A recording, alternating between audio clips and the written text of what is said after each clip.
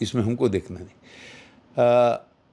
हत्या का मुकदमा तो उसके पिताजी ने भी नहीं लिखाया। उनके पिता, सुशांत के पिता ने भी कभी नहीं कहा कि मेरे पुत्र की हत्या की गई, मैंने उनका मर्डर हुआ। ये एफआईआर नहीं है, बारीकी से समझिए। मैंने भी कभी नहीं कहा कि Sushant Singh has been killed या मर्डर्ड, ऐसा नहीं कहा। उनके पिता ने भी जो एफआईआर लिखाया था बिहार में, जब मैं डीजीपी हुआ करता था, तो मुझे सेक्शंस याद नहीं है, लेकिन मूल रूप से उनका कहना यही था कि ये आत्महत्या नहीं है, ये बहुत ही संदिग्ध मामला है और हमारे पुत्र को अवश्य इसके घटना के पीछे कुछ लोगों ने मैंने प्रेरित किया है या किस तरह का षड्यंत्र किया है जिसके कारण ये घटना घटी।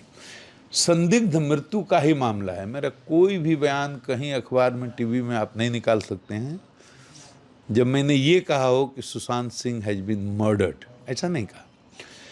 अब यहाँ एफआईआर हो गया। एफआईआर हो गया तो नेचुरली एक सवाल उठा कि भाई घटना हुई महाराष्ट्र में तो बिहार में कैसे एफआईआर होगा।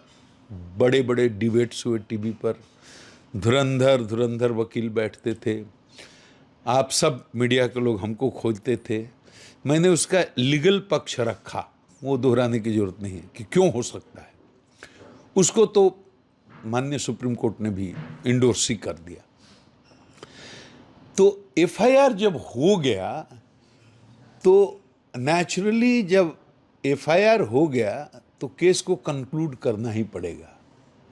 Once FIR has been recorded, lost, तो this case has to be concluded at any cost.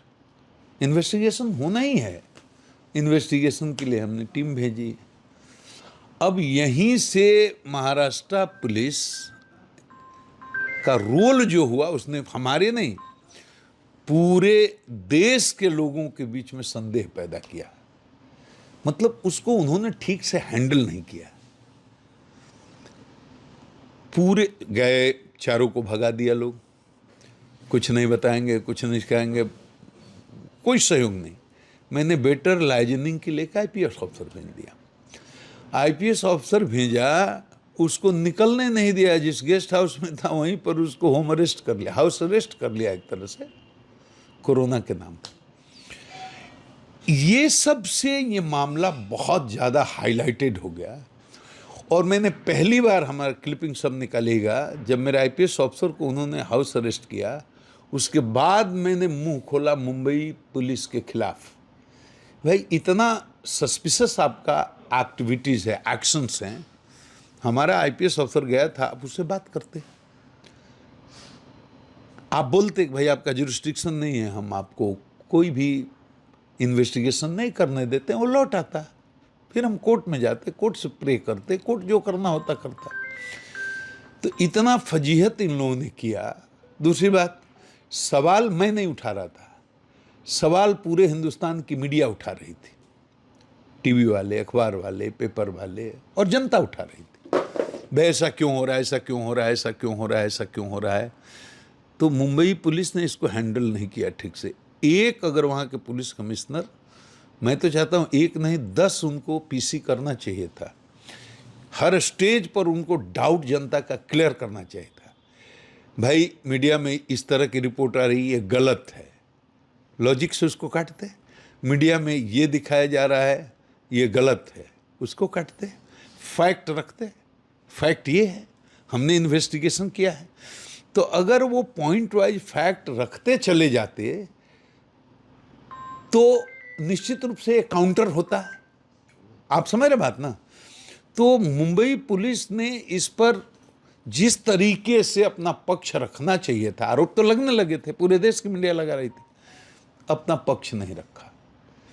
तो ये बहुत ही बैड हैंडलिंग हुआ इस मामले का। इसलिए मुझे अपने मुख्यमंत्री जी को बोल करके बिहार सरकार से ये केस सीबीआई को देना पड़ा, दिलवाना पड़ा। सरकार ही दे सकती है। सीबीआई को जब ये केस गया तो उसका विरोध शुरू हो गया कि बिहार की पुलिस को तो एफआईआर करने का अधिकार ही नहीं, ये तो गलत एफआईआर कर लिया। तो जब एफआईआर करना ही गलत हो गया तो सीबीआई को बिहार सरकार कैसे दे सकती? कोर्ट ने सुना नहीं, सुप्रीम कोर्ट तक मामला गया। सुप्रीम कोर्ट ने एक भी टिप्पणी नहीं की कि बिहार पुलिस को एफआईआर करने का अधिकार नहीं था, हमको रिप्रिमांड नहीं किया। उनको जरूर इनफॉर्मली हड़काया कि भाई आईपीएस अफसर को आप जो रखे हुए हैं गलत है, छोड़िए, तब छोड़ा उन्होंने।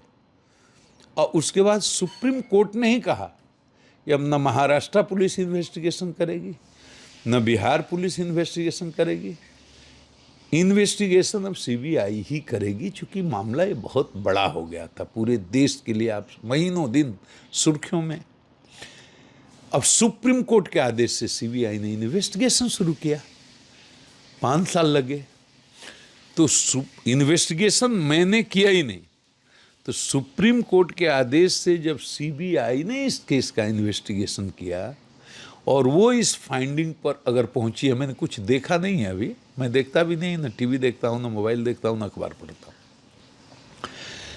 तो अगर सीबीआई ने ये पाया कि ये आत्महत्या थी, हत्या नहीं, तो उस पर मुझे टिप्पणी करने का कोई अधिकार नहीं है, क्योंकि मैं केस के फैक्ट से वाकिफ नहीं हूं। मुझे इसी बात की पीड़ा है कि हमको इन्वेस्टिगेशन नहीं करने दिया गया, इस बात की पीड़ा है कि हमारे अधिकारियों के साथ बदसलूकी की गई, इस बात की पीड़ा है कि मुंबई पुलिस ने अपना दामन खुद कलंक में, अपने दामन में खुद कलंक लगा लिया अपनी रहस्यमयी गतिविधियों के कारण। टाइम टू टाइम वहाँ के पुलिस कमिश्नर को आकर के सारी बात बतानी चाहिए थी। तो सीबीआई ने जो क्लोजर रिपोर्ट लगाई है उस पर मेरी कोई टिप्पणी नहीं है, साक्ष्य पर ही अनुसंधान होगा। अब स्थितियां इतनी बदल गई थीं जब तक सीबीआई ने अनुसंधान ग्रहण किया, परिस्थितियां इतनी बदल गई थीं कि हो सकता है ये आत्महत्या का मामला हो। अभी भी बहुत लोगों के दिमाग में ये बात घुसेगी नहीं और बहुत लोगों के बात पचेगी नहीं, लेकिन सीबीआई पर किसी तरह दोषारोपण करना उचित इसलिए नहीं है कि सीबीआई एक प्रोफेशनल एजेंसी है, ठीक है, और सीबीआई तो केवल साक्ष्य के आधार पर काम करेगी ना भाई। हाई कोर्ट से मर्डर केस में मर्डर किए हुए आदमी को भी निर्दोष, ऐसा बहुत फैसले होते हैं। आप जानिए भारत में 8% से अधिक केस में कन्विक्शन ने सजा नहीं होती हत्या के मामले में, 92% लोग छूट जाते हैं। अगर जज साहब को पता भी हो कि हत्यारा है, जज साहब को पता भी हो कि फलाना आदमी डाकू है, एक्सटॉर्शनिस्ट है, देखिए अगर एविडेंस नहीं होगा तो जानते हुए जज साहब को क्या करना पड़ेगा, रिहाई करना पड़ेगा। तो सीबीआई को जो साक्ष्य मिलेंगे उस साक्ष्य के आधार पर ही वो नतीजे पर पहुंचेगी। तो अब सीबीआई ने जो साक्ष्य मिले उसके नतीजे पर अपना डिस्क्लोजर रिपोर्ट लगा दिया। मुझे इस बारे में कोई टिप्पणी नहीं करनी, मैं इस प्रपंच से बहुत दूर हो चुका हूँ, न अखबार पढ़ता हूँ, न मैं न्यूज़ देखता हूँ, न मेरी इन सारी चीज़ों में कोई रुचि है, न किसी मेरा ब्यूरोक्रेट से कोई संबंध है, कोई कम्युनिकेशन भी नहीं है, न मेरा किसी राजनीतिक व्यक्ति से कोई कम्युनिकेशन ही नहीं। मैं केवल साधुओं से संपर्क रखता हूँ, भगवान के श्रद्धालु जो भक्त हैं उनके संपर्क रखता हूँ, कथा करता हूँ, कथा सुनता हूँ, साधना करता हूँ, पूजा करता हूँ और सबके मंगल की कामना करता हूँ। तो मेरा अब इस प्रपंच से कोई लेना देना नहीं।